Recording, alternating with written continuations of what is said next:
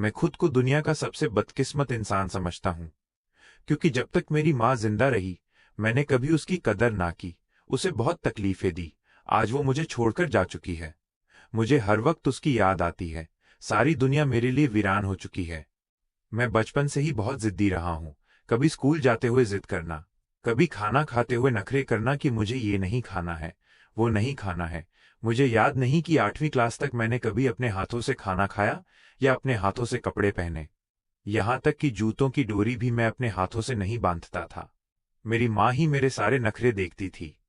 मेरी सारी फैमिली में एक मेरी माँ ही थी, भाई बहन कोई नहीं था। बाप का साया तो बचपन से ही मेरे सिर से उठ गया था। 12वीं क्लास तक मेरी यही हालत रही। मेरे कपड़े, बिस्तर, स्कूल का बैग, किताबें सब इधर उधर बिखरी पड़ी रहती थीं और मैं ऐसे ही रात में लेटकर सो जाता था। लेकिन सुबह उठते ही मैं देखता कि कमरा बिल्कुल साफ होता, मेरे कपड़े अलमारी में अच्छी तरह रखे होते और मेरा बैग भी खूंटी पर टंगा होता। मेरी माँ रोजाना मुझसे कहा करती थी कि बेटा, रात में दूध पीकर सोना, ऐसे मत सोना। लेकिन मैं उनकी एक ना सुनता और यूं ही सो जाता। लेकिन सुबह मुझे अपने मुंह का मजा बदला हुआ मालूम होता। मेरी माँ सोते हुए मुझे रात में दूध पिला दिया करती थी। रात में अगर कभी बारिश होने लगती तो मैं सुबह देखता कि मेरे ऊपर कोई मोटा कंबल पड़ा हुआ है ताकि मुझे सर्दी ना लग सके।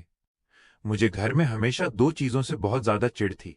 -1 उस सिलाई मशीन की खटखट की आवाज से, जो अक्सर 12-12 घंटे तक चला करती थी, और दूसरा रोटी के किनारों पर अक्सर घी लगने से रह जाता था तो मैं गुस्से में रोटी छोड़कर बाहर चला जाता था। मुझे इन दो चीजों से हमेशा से चिढ़ रही थी। मुझे जब भी ज्यादा पैसों की जरूरत पड़ती तो मैं घर आकर माँ से कह देता कि मुझे इतने पैसों की जरूरत है, और फिर क्या देखता कि जो सिलाई मशीन की आवाज अभी तक 12 घंटे तक आती थी वो बढ़कर 18 घंटों तक आने लगती। मुझे आज भी वो दिन याद है जब स्कूल में एडमिशन के लिए मास्टर जी ने मुझसे कहा था कि 1500 रुपए तुम्हारी एडमिशन फीस लगेगी। शाम को मैं घर वापस आया और अपनी माँ से कहा कि मुझे कल 1500 रुपए चाहिए वरना स्कूल में मेरा एडमिशन नहीं हो पाएगा। इतना कहकर मैं अपने कमरे में जाकर सो गया। उसी रात 2 बजे मेरी आंख खुली तो घर के बरामदे से मुझे किसी के रोने की आवाज सुनाई दी। मैं उठकर बाहर गया तो क्या देखता हूं कि मेरी माँ मोटे शीशों का चश्मा लगाए बहुत देर से मशीन की सुई में धागा डालने की कोशिश कर रही है और उसकी आंखों से आंसू भी बहे जा रहे हैं। माँ की ये हालत देखकर मेरी तो रूह कांप गई। मैंने माँ से कहा कि माँ, इतनी रात हो रही है, आप अभी तक काम कर रही हो? मेरी आवाज सुनकर माँ एकदम से चौंक कर मेरी तरफ देखने लगी और दुपट्टे से आंसू साफ करते हुए मुझसे मुस्कुराकर कहने लगी, अरे बेटा, वो सामने वाली जो तुम्हारी काजल आंटी है, उनके यहाँ कल शादी है। उन्होंने कहा था कि अगर मैं उन्हें 2 सूट कल तक सिलकर दे दूं तो वो मुझे 1500 रुपए देंगी। लेकिन देखो ये कमबख्त धागा सुई में जा ही नहीं रहा है। मैं बहुत देर से परेशान हूं। माँ की ये हालत देखकर मैं उससे जाकर लिपट गया और जोर जोर से रोने लगा। मेरी माँ ने मेरे सिर पर हाथ फेरते हुए कहा, बेटा, तुम परेशान ना हो, मैं तुम्हारे पैसों का इंतजाम जरूर कर दूंगी। उस दिन के बाद से मैंने सोच लिया कि अब मुझे भी पढ़ाई के साथ साथ कोई काम करना चाहिए ताकि मैं भी अपनी माँ का सहारा बन सकूं। इधर मेरी पढ़ाई मुकम्मल हुई तो मुझे एक अच्छी नौकरी मिल गई। मैंने जब घर आकर अपनी माँ को नौकरी के बारे में बताया तो वो बहुत ज्यादा खुश हुई और फिर चीनी के डिब्बे से 20 रुपए निकालकर मुझे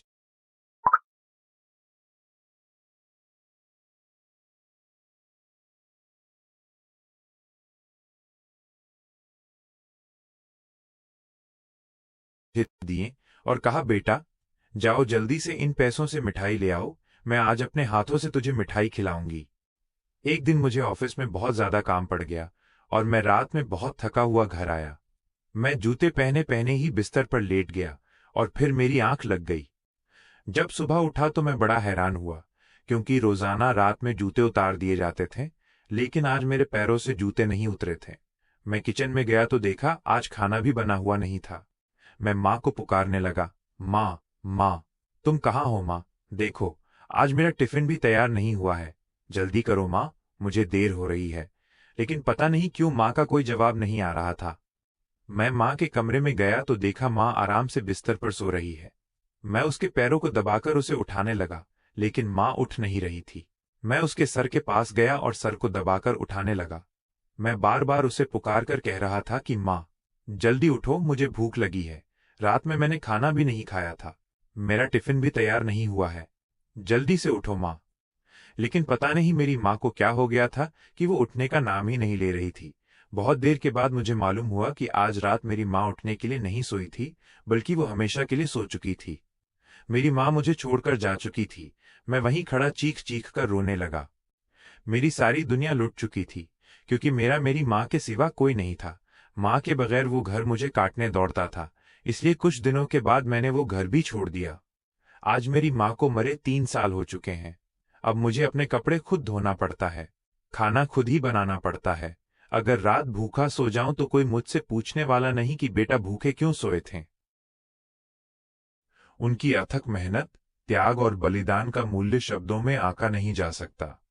इसलिए हर संतान को ये बात गांठ बांध लेनी चाहिए कि माँ के जीवित रहते ही उनकी हर इच्छा का सम्मान करना, उन्हें संपूर्ण हृदय से आदर और प्रेम देना तथा उनकी सेवा करना ही जीवन का सर्वोच्च और पवित्रतम कर्तव्य है।